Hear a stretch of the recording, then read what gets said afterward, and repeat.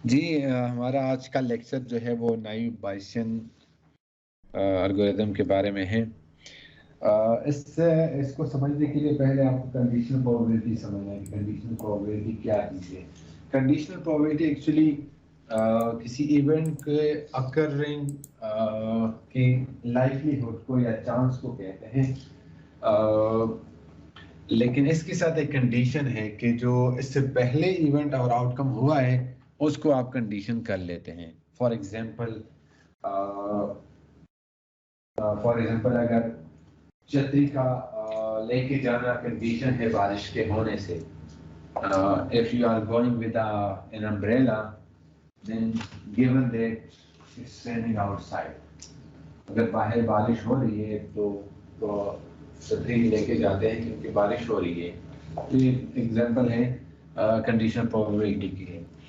इधर एक और एग्जांपल टेबल के फॉर्म में गिवन है जो कि आपके पास males females yes and no की फॉर्म में है। फॉर एग्जांपल आपके पास के क्लास में 20 मेल्स हैं 20 फीमेल्स हैं और किसी क्वेश्चन का आंसर 15 मेल्स ने यस दिया है और 5 मेल्स ने नो दिया है। सिमिलरली 17 फीमेल्स ने यस आंसर दिया है एंड 3 फीमेल्स ने नो का आंसर दिया है। ठीक, तो अगर आप 20 आपके पास समेशन है और टोटल आपके पास 40 आंसर्स आपके पास आ जाते हैं। तो जो आपके पास, अगर हम इसको इस तरह देखें कि फॉर एग्जांपल वो आंसर जो कि यस थे बट वो मेल्स ने दिए थे, तो उसको हम कैसे काउंट करेंगे? या अगर हम इस प्रोबेबिलिटी की सेंस में कहें कि वो यस जो कि मेल प्रोबेबली देगा, तो उसको हम कैसे कैलकुलेट करेंगे उस प्रोबेबिलिटी को? तो अगर इस टेबल को देखें तो आपके पास टेबल में नजर आ रहा है कि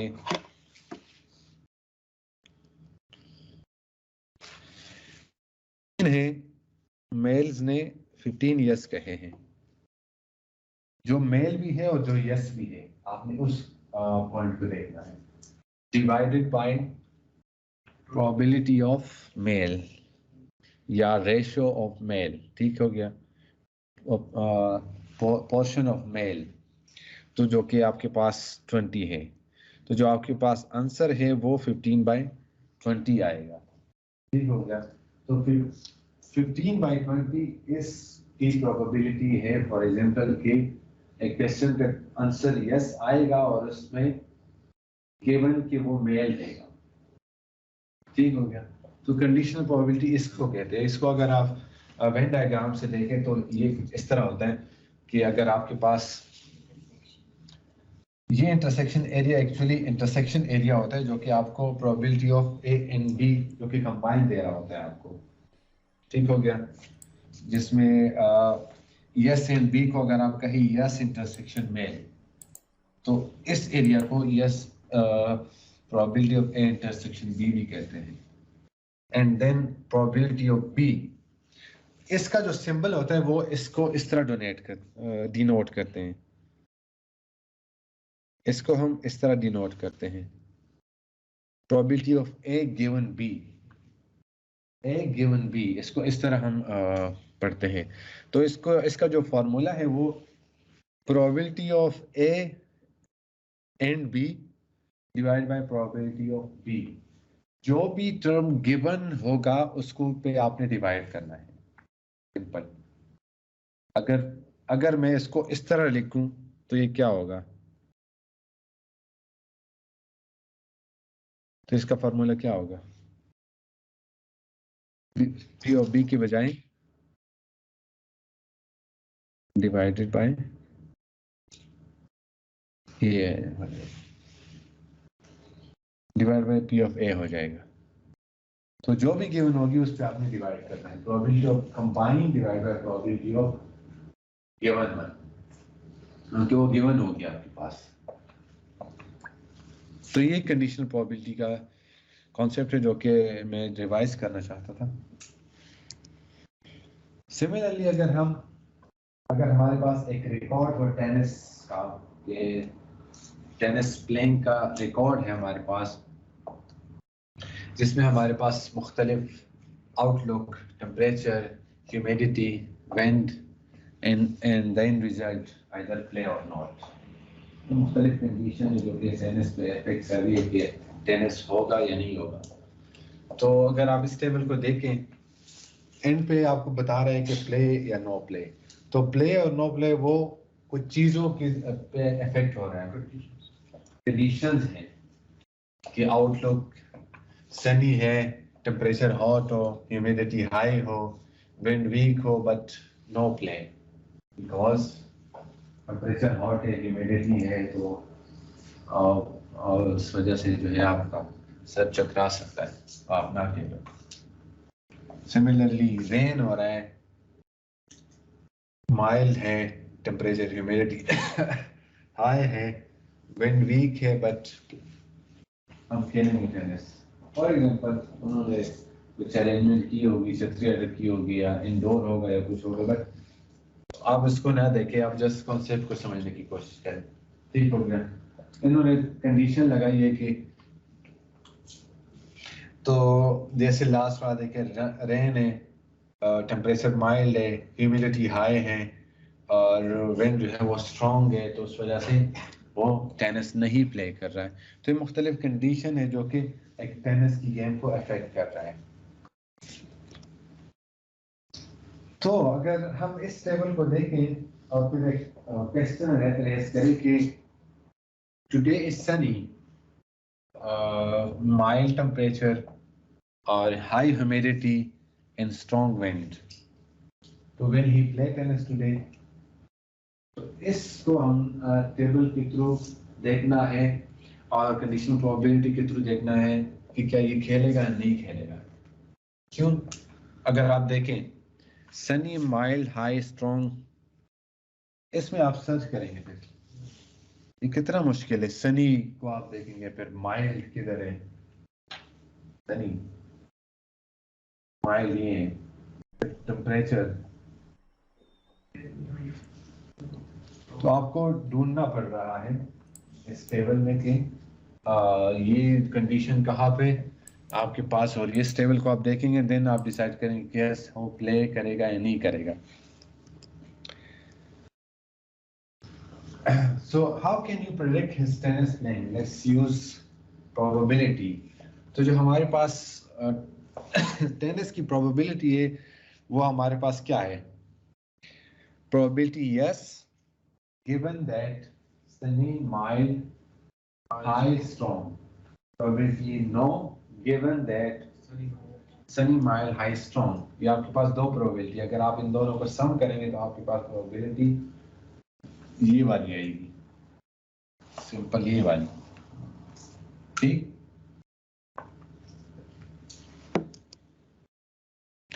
so by naive Bayesian classifier actually probability with highest or strongest assumption on independence. If output is given, inputs are independent from each other. जब आपके पास output noun हो या given हो, तो जो आपकी जो inputs है वो एक दूसरे से independent है। फिर फॉर एग्जाम्पल अगर प्रोबेबिलिटी यस है, कंडीशन ये है कि आपके पास सनी भी है, माइल्ड भी है, हाई भी है, स्ट्रॉन्ग है, तो आप उसको किस तरह लिख सकते हैं? उसको एक दूसरे तरीके से लिखने का तरीका ये है कि जिस तरह हमने पहले मैंने अभी एक कंडीशनल प्रोबेबिलिटी का एग्जांपल दिया है, combine probability of all this and yes multiply. ये अब आपको कंडीशनल प्रोबेबिलिटी को डिटेल से पढ़ने के लिए ये फॉर्मूलेशन चाहिए एक्चुअली। तो आप लोगों ने अगेन बकौल आपके आप लोगों ने नहीं पढ़ा। तो जब आप इस फॉर्म को चेंज करते हैं, इस फॉर्म में, इस फॉर्म को probability of yes given that Sunny, mild high strong. अब आपने इसको उल्टा लिखना है, ये आपके पास यस गिवन है, ये प्रोबेबिलिटी आपने फाइंड करना है। तो आपने क्या करना है, इस प्रोबेबिलिटी को आपने इस प्रोबेबिलिटी से मल्टीप्लाई करना है, और अगेन इस प्रोबेबिलिटी पे आपने डिवाइड करना है, जो कि हमारे पास कंडीशनल प्रोबेबिलिटी वाला कॉन्सेप्ट है।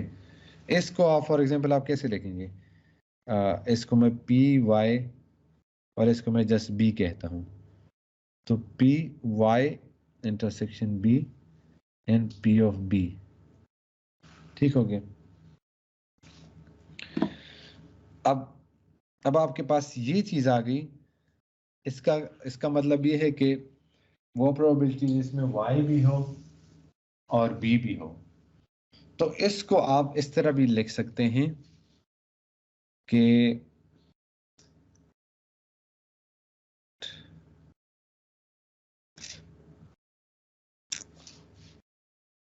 p y given b, probability of y and probability of b, इसको आप इस तरह भी लिख सकते हैं। ये इसकी फॉर्मुलेशन है, ठीक हो गया।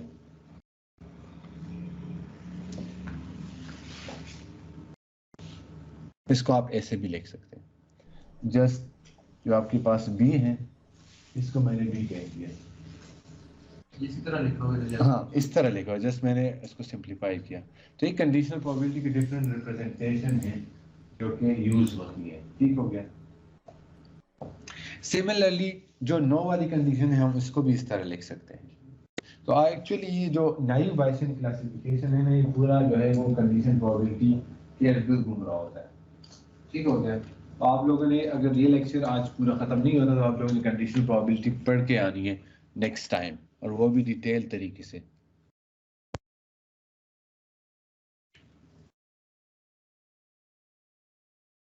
तो जो बायसेंट क्लासिफायर है जिसमें आप हमारे पास क्या है, प्रोबेबिलिटी ऑफ यस हो, वो एक बंदा वो टेनिस खेलेगा या नहीं खेलेगा, ये प्रोबेबिलिटी हमने ये बड़ी सिंपल बात है कि एक बंदा टेनिस खेलेगा या नहीं खेलेगा, ये प्रोबेबिलिटी है। लेकिन उसकी टेनिस खेलने ना खेलने को क्या चीज़ इफेक्ट करती है, उसमें आपके पास आउटलुक है, ह्यूमिडिटी है, टेम्परेचर है, विंड है, मुख्तलिफ कंडीशन है, ठीक है। तो अगर आपके पास सनी हो, आपके पास माइल्ड हो, हाई जो आप टेम्परेचर माइल्ड है, आपके पास विंड जो है वो स्ट्रॉन्ग है और ह्यूमिडिटी आपके पास हाई है, but given that he is playing, given that he that tennis is being played, ठीक। तो इसको अगेन एक और तरीके से हम रिप्रेजेंट कर सकते हैं। अगेन ये कंडीशनल प्रोबेबिलिटी को आप लोगों ने समझना है पहले, तब इसको इसकी आपको समझ आएगी। इस इक्वेशन को हम इस तरह भी लिख सकते हैं कि हम हर जो इंडिपेंडेंस की बात हुई पिछले के अगर आपके पास आउटपुट गिवन हो तो इनपुट जो है वो इनपुट वो एक दूसरे से इंडिपेंडेंट है। तो इस प्रोबेबिलिटी को हम इस तरह भी रिप्रेजेंट कर सकते हैं, कंबाइन सारे गिवन यस देन इंडिपेंडेंट एक की प्रोबेबिलिटी, उसको आप मल्टीप्लाई करें तो वो इक्वल है दिस, ठीक हो गया। सिमिलरली नो के केस में इसको आप लोगों ने समझना है, इस पे हम एक अभी न्यूमेरिक वर्क भी करेंगे। तो क्या हम इस सारे प्रोबेबिलिटी से अंदाजा लगा सकते हैं कि जो प्रोबेबिलिटी है कि जो हमारे पास कंडीशन है वो सनी है, माइल्ड, हाई, स्ट्रॉन्ग, इसकी प्रोबेबिलिटी क्या है? क्या हम पता लगा सकते हैं इससे कि इसकी प्रोबेबिलिटी क्या है? क्योंकि यस और नो तो आपको पता है कि ये प्रोबेबिलिटी है गिवन यस, तो ये हमारे पास सारी प्रोबेबिलिटी है। अब देखें ना, ये और ये प्रोबेबिलिटी जो है ना, अगर आप इन दोनों को सम करेंगे तो प्रोबेबिलिटी 1 आएगा आपके पास, ठीक हो गया। अब अगर इसमें से एक की प्रोबेबिलिटी आपको पता चल जाए तो दूसरी की प्रोबेबिलिटी आप निकाल सकते हैं इजीली। चलिए ओके, इसको हम आगे देखते हैं। बाय अजम्पशन ऑफ इंडिपेंडेंस हम इसको इंडिपेंडेंट लिख सकते हैं, ठीक हो गया। ये हमने डिस्कस कर लिया कि अगर हम इंडिपेंडेंस के अजम्पशन को देखें तो हम इसको इस तरह लिख सकते हैं। अच्छा ये हो गया। अच्छा सेम रिजल्ट दोबारा इधर शो हो रहे हैं कि अब हमारे पास प्रोबेबिलिटी ऑफ यस और प्रोबेबिलिटी ऑफ नो है। अब इस बेस पे हमने पता करना है कि जब सनी हो और टेनिस खेला जा रहा हो, जब माइल्ड हो और टेनिस खेला जा रहा हो, जब आपके पास ह्यूमिडिटी हाई हो, वो टेनिस खेला जा रहा हो, स्ट्रॉन्ग हो, सिमिलरली नो के केसेस में भी, तो ये हम सारे कैलकुलेट कर सकते हैं। ये कैसे कैलकुलेट कर सकते हैं?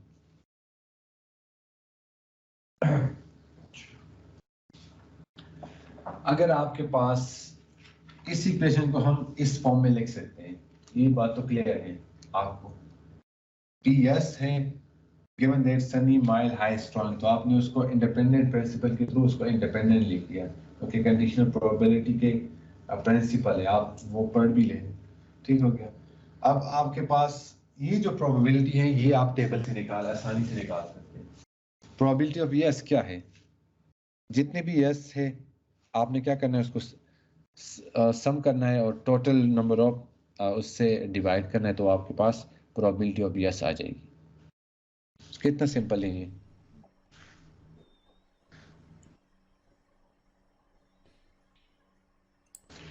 कितने 1 2 3 4 5 6 7 8 9 9 है।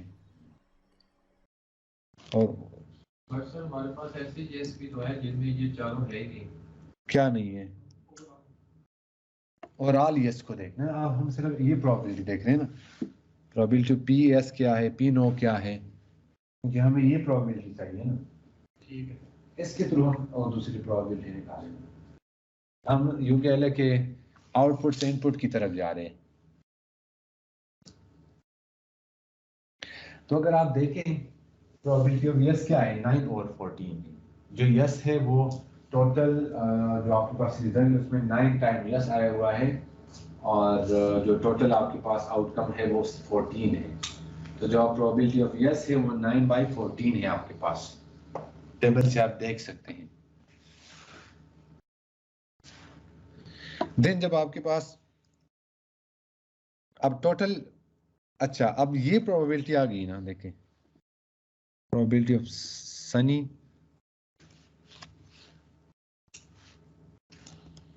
ये कंडीशन प्रोबेबिलिटी का काम अब आ गया, जो कि आप लोगों को सनी गिवन यस, तो इसको आपने कैसे करना है, probability of sun plus yes given by probability yes. तो अब देखें प्रोबेबिलिटी ऑफ यस तो आपको पता है कि वो 9/14 है। अब ये आप लोगों ने देखना है कि इनकी प्रोबेबिलिटी क्या है, सनी भी हो और यस भी हो। तो इन्होंने आपने सम करना, इन दोनों को देखना है, देन 14 पे डिवाइड, तो आपके पास ये रिजल्ट आ जाता है। क्योंकि 14 दोनों में आता है तो वो कैंसिल आउट हो जाता है, ठीक हो गया। तो ये आपके पास 2/9 है।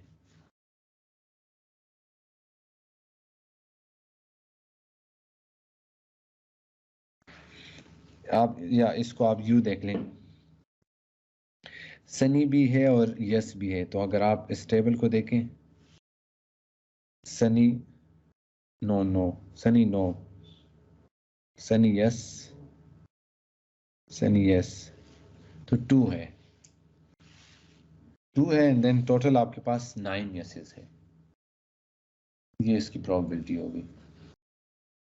सिमिलरली अगर आप माइल्ड और यस को देखें तो आप उसको ऐसे कैलकुलेट कर सकते हैं, 4/9, and P high yes, P strong yes, आप इसको कैलकुलेट कर सकते हैं जो आपके पास प्रोबेबिलिटी जो अननोन है जिसको आपने फाइंड करना है वो ये है सनी माइल्ड हाई स्ट्रॉन्ग। इसकी जब ये सारे हों तो कितनी प्रोबेबिलिटी है इसकी, तो उसको आपने क्या रिप्रेजेंट किया, उसको आपने अल्फा से रिप्रेजेंट कर दिया। अब जब आप इसको सॉल्व करते हैं तो आपके पास ये इक्वेशन आ जाती है। तो आपके पास जो प्रोबेबिलिटी है यस की गिवन दिस फुल कंडीशन वो है 0.007055 बाय अल्फा। सिमिलरली जब आप इसको सॉल्व करते हैं ये भी सेम तरीका है जिस तरह हमने प्रैक्टिस कर दिया इस केस में। तो आपके पास 0.04114 बाय अल्फा आ जाएगा। ठीक हो गया। तो क्या आप जो है अंदाजा लगा सकते हैं विल ही प्ले और नॉट?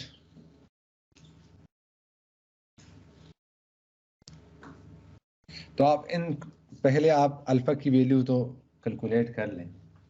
अल्फा की वैल्यू, अब अल्फा की वैल्यू कैसे कैलकुलेट होगी?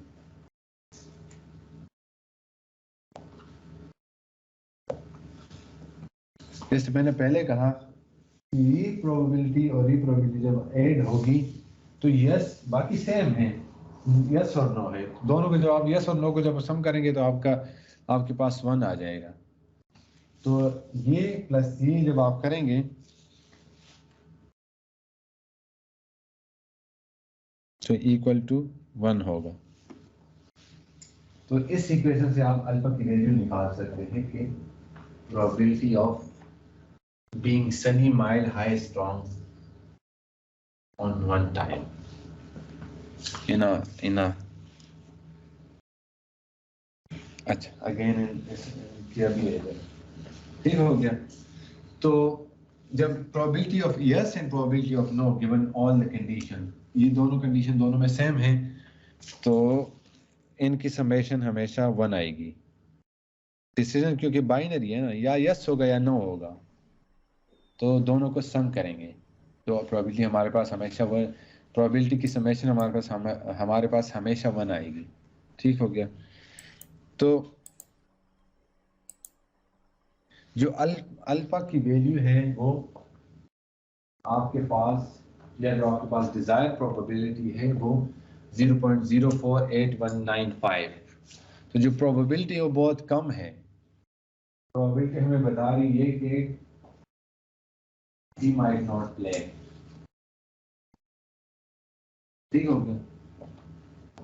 क्योंकि सनी भी है, माइल्ड है, ह्यूमिडिटी हाई है और विंड स्ट्रॉन्ग है, तो और उसकी हमने जो प्रोबेबिलिटी कैलकुलेट की है वो भी बहुत कम आ रही है, तो ये हमें बता रहा है कि वो टेनिस नहीं खेलेगा।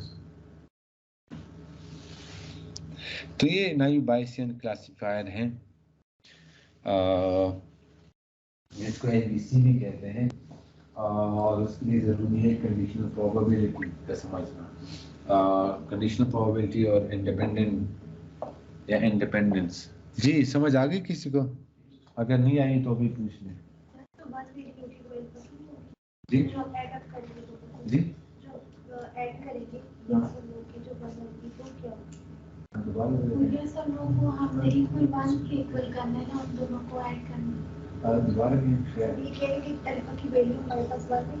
नहीं, समेशन दोनों का 1 होगा। अगर आप इस इक्वेशन को सॉल्व करें, अगर आप इस इक्वेशन को देखें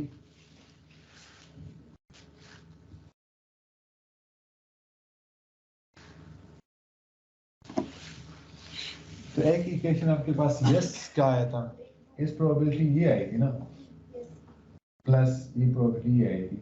अगर आप इसका निकालेंगे तो अल्फा इधर मल्टीप्लाई हो जाएगा 1 का, तो इन दोनों को जब आप सम करेंगे तो आपके पास अल्फा की वैल्यू आ जाएगी। 1 नहीं आएगी बल्कि समेशन होगा, या जो आप LCM लेते हैं और उससे जो जस्ट जनरल सॉल्यूशन मेथड होता है ना उसका, किसी वेरिएबल की वैल्यू निकालना, तो वो अल्फा आपके राइट साइड पे चल रहे हैं, दो जो न्यूमेरिक वैल्यू है उनका एडिशन आपको रिजल्ट आ जाएगा। जी ये अभी क्या बता रहा है कि इन कंडीशन के बाद प्ले की प्रोबेबिलिटी होता है? नहीं, ना कहें, लेकिन प्रोबेबिलिटी बहुत कम है। प्रोबेबिलिटी अगर आप देखें तो 0.04 है, 048। मेरे हिसाब से तो ये टेनिस ना खेलने वाली प्रोबेबिलिटी। इन कंडीशन के साथ ना खेलने की प्रोबेबिलिटी 1 माइनस 0.04 इस कंडीशन के साथ ना खेलने की। अच्छा, इधर जो प्रोबेबिलिटी का जिक्र हो रहा है ना, वो इस हालत की हो रही है कि जो वेदर की कंडीशन है, वो वेदर की कंडीशन आपने इधर जो चीज आपने जस्ट समझनी, वो एनबीसी को आपने समझना। बस ये अभी जो हमारे पास प्रोबेबिलिटी आई है ना, वो उसकी प्रोबेबिलिटी आई है कि जो हमारे पास ये वेदर की कंडीशन आती है, वो उसकी प्रोबेबिलिटी क्या है। ये एक्चुअली प्रोबेबिलिटी ये है कि जिसमें आपके पास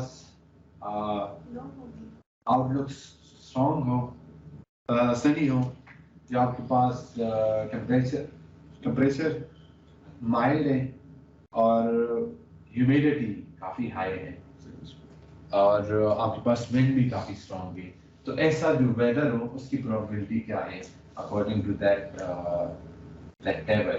हालांकि वो आपके पास क्या था, टेनिस के खेलने का वो था, एक टेबल था, ये प्रोबेबिलिटी आई थी, तो टेनिस खेला गया नहीं खेला गया, तो आपने उस टेबल के बेस पे ये प्रोबेबिलिटी निकाली कि जो मौसम का ये हालत था उसकी प्रोबेबिलिटी क्या थी। समझ गए बात को? तो इधर जो है वो actually probability of being Sunny, being mild, being high and being strong, तो वेदर की प्रोबेबिलिटी हमारे पास आ गई। एंड देन आपने ये अगर ये मौसम आप देखें ना, अगर आप इस तरह के मौसम में खेल सकते हैं, तो आप डिसाइड कर सकते हैं कि यार मैंने खेलना है या नहीं खेलना। फॉर एग्जाम्पल यार उसने खेला होगा या नहीं खेला होगा। फॉर एग्जाम्पल अगर विंड बहुत स्ट्रॉन्ग है, तो उससे शो हो रहा है कि उसने टेनिस नहीं खेला होगा। या खासकर जो ह्यूमिडिटी, तो पाकिस्तान में इतना, जिसको हम हब्स कहते हैं, ठीक है, उसको एक्चुअली ह्यूमिडिटी कहते हैं। पाकिस्तान में ये इतना हम उसको नहीं देखते, बट कुछ ममालिक के जिस तरह सऊदी होगा, ह्यूमिडिटी बहुत ज़्यादा होती है उधर। उधर समंदर का पानी करीब होता है, उस वजह से वो हवा में पानी का तनासुब ज़्यादा होता है, जिससे हव्स होती है अजीब सी, और गर्मी काफ़ी ज़्यादा फील होती है, हालांकि टेम्परेचर कम होता है। तो टेम्परेचर माइल्ड है बट ह्यूमिडिटी ज़्यादा है, उस वजह से वो बहुत ज़्यादा हार्श वेदर फील होता है। ठीक हो गया?